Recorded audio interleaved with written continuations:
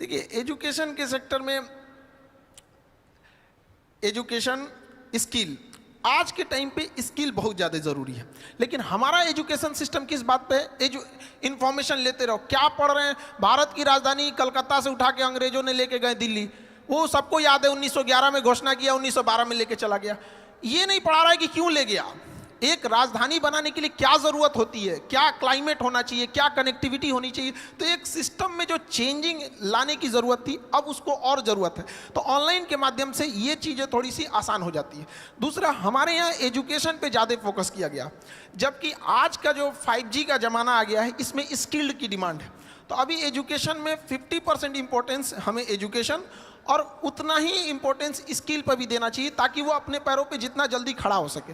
हमें एम्प्लॉय जो current education system है उसके हिसाब से देखेंगे तो हमें ज़्यादा अच्छे एक एम्प्लॉय मिल पाएंगे, बट एक ब्रॉड लेवल पे थिंकिंग वाली डेवलपमेंट करने की अभी भी ज़रूरत है।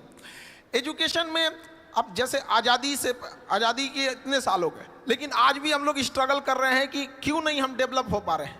तो इसमें अगर देखेंगे तो एक बहुत बड़ा मिसिंग चीज़ हम लोग छोड़ते हैं, विमेंस को।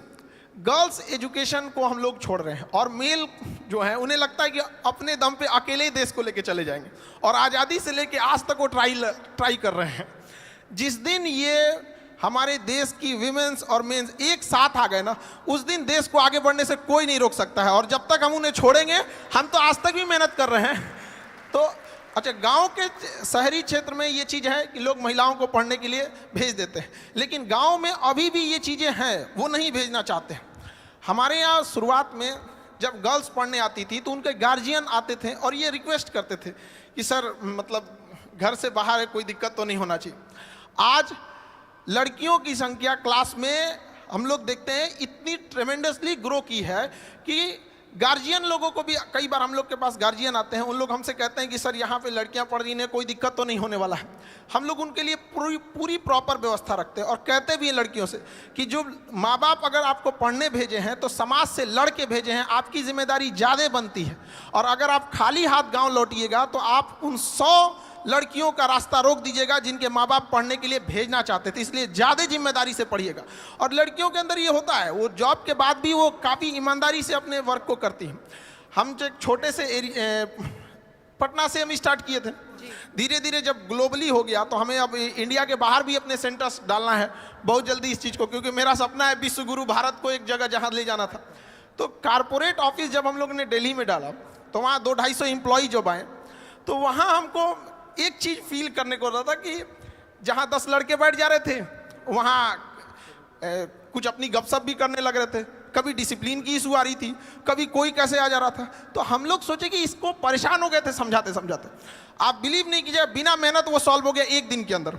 हम लोग ने 15 के बीच में ना एक गर्ल्स को रख दिया। अब उसके बाद से कोई मेहनत नहीं करना, पूरी डिसिप्लिन है हर 10-15 के बीच में। तो ये तो पावर होता है उनके अंदर, तो उनको अपनी पावर पहचानने की जरूरत होती है। कई बार ना वो इतनी फ्रस्ट्रेट कर दिया जाता है उनको ना कि वो जिस लड़ाई को लड़ना चाहती है वो उससे भटक जाती हैं, क्योंकि उनको ना उनका अपनी शक्ति है, उनके अंदर पावर है।